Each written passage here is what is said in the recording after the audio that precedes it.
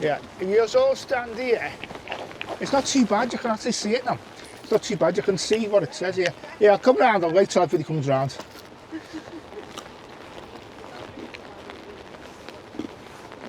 Yeah, so good. Right. I'll go next to the headstones. Everybody stay here, because otherwise you're gonna get. So, right. As you can see, this is. It says here, Norman Harrison, second engineer of the SS Titanic, founded off the coast of Newfoundland on April the 15th, 1912. Aged 38 years. So Norman was as it says there, was an engineer on the ship, but he's not actually buried there. He's buried. He basically went down with the ship. Wow. If his body was recovered, it was never identified, because some of the bodies that weren't recovered are buried in Halifax, Nova Scotia, in Canada. So this is a memorial really that his parents put on their headstone, because as you can, his mum and his dad here, Eliza and Swainston, which is his very unusual name, and obviously this is technically a cenotaph for Norman and his younger and one of his other brothers. It was also called like his dad, who died in Africa 1892. It says here. Norman was, as I said, he was an engineer, but he'd worked on 4 other ships on the White Star Line as before that, and he'd actually passed his chief engineer's exam. But if he'd survived the Titanic, if he carried on in the service, he would have been the chief engineer on his next ship. Wow. And he was married to he had a wife called Emily, and she is I'm not sure where she's buried, but if you go to Kirkdale Cemetery in Fazakerley, his name's also on his in-laws headstone as well. And if you go to the Titanic memorial at the pierhead, and his name's on there as well. So although his body's not here, his name's everywhere. So that's, as I said, that's Norman Harrison there. Oh, there's little thingies there for out. There you go. Oh. And so we always put a little flower or something to him mark his grave, because that's as I said, that's it. And that's Norman Harrison there, as it were. So that's really good. Yeah. Oh. So that's all from them. It's there, because there's the crypt there. There's other war graves. There's war graves here as well. Well, I'm here. You can tell the difference that this is a war grave, because you tell the difference between this one's obviously well kept, because the Commonwealth War Grave Commission, they look after this stone. Oh really? Yeah, so because it's a war grave, although it's not. So this one is a Sergeant James Smetham, and he as it says here, he was in the 5th Battalion of the KLR, stands for King's Liverpool Regiment, and they were nicknamed the Pals. And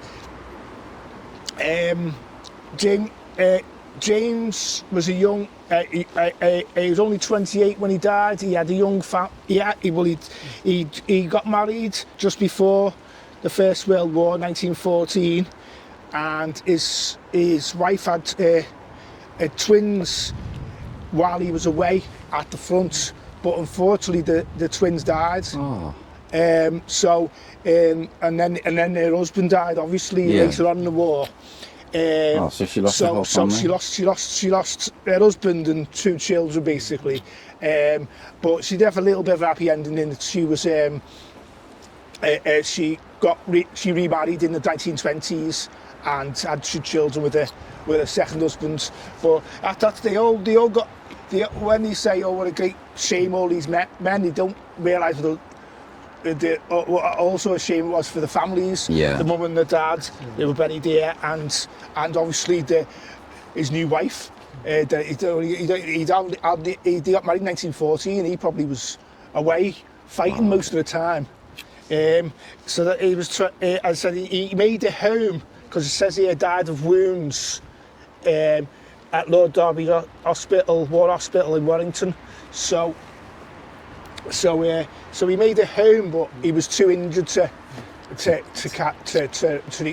never recovered from his wounds. So these graves there, where that's like looked after, would that be originally like, would they all be like a similar colour to that when they were first put up, do you think? Yeah, all these would be mostly white marble. Wow. Like this, they would be all like, a lot of them, there's some people, there's some that are sandstone. There's some, you'll see some sandstone ones where the inscription is just gone. Washed off. Because just washed off, because sandstone it absorbs the water. Yeah. Absorbs the water, so it runs, it's really hard. There's another war grave round here, and this is even sadder because that guy was 28. This one, Alfred Hammond, this lad was only 18.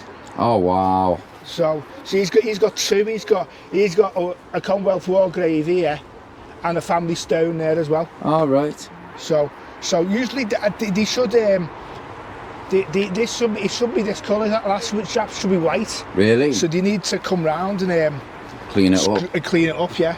They do every few years, but obviously they haven't done it recently. But the church pay, I only found out the other day, the church pay an annual fee. Oh right. For these to be looked after. Is that just the war graves? Just the war graves, yeah. There's about 10 in here. There's about 10 in this cemetery. There's also ones that there's also a lot of cenotaphs, family cenotaphs, where the parents or the wives are buried, and then they're mentioned on the headstone. Right. I don't know whether I think of one that's safe enough to show you, but see that obelisk there with it's looked like it's got a blanket on it. Yeah. That's a cenotaph as well on the side. On the side of it, I don't know if you get round to it. On the side of it, there is a soldier, their son is mentioned on the side. Oh right. That's a Jennings family, that one. So I think I'll show you. Hey, I'll show you this one here. Well, at the back here. Well, as I said, that's. I'll show you the big one here. That big Celtic cross. Oh.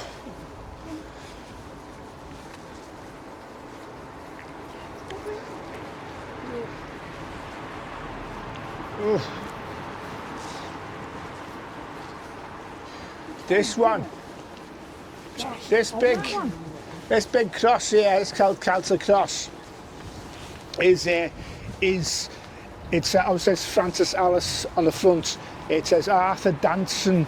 His surname is Jones. Danson's a middle name. Oh right. Danson's a middle name on the side. There you can get your Keith. There it says, if you look, it says Arthur Danson, brother, son of Joseph and Ellen Jones. Wow. Right, now that Jones family own the Wheat Chief pub. I'd used to anyway. Yeah. Used to the Wheat Chief pub, and there was a brewery next door. There was a brewery next to it. That was the Jones Brewery. Right. So, and you'll see if you go up to the Wheat Chief, it still says Jones Brewery on the windows. He's entombed, Anthony Jones, in the crypt. Yeah. There's a Jones in the crypt, and there's a Jones, so they might be related. Plus, as well, at the front of on the other section round the corner there near the entrance, that's where his father is buried. Oh wow! Joseph Allen Jones, and then his grandfather, Arthur's grandfather, is buried near town, but he was one of the trustees of this church. So he is. If you go in the church later, Are you in church yesterday, when you? Yeah. It says his name on the gates as you go down to the crypt. Oh, at the yeah, back. yeah. It says Joseph Jones there. Yeah, And yeah. there's 2 windows to the Jones family as well. I've seen them. The, Yeah. yeah. So they were like, as I said, they were the grandfather of Arthur was part of the church. Was a founder of the church, put a lot of money into the church. Or like the beneficiaries, is it? That's it, yeah. Trustees of the church.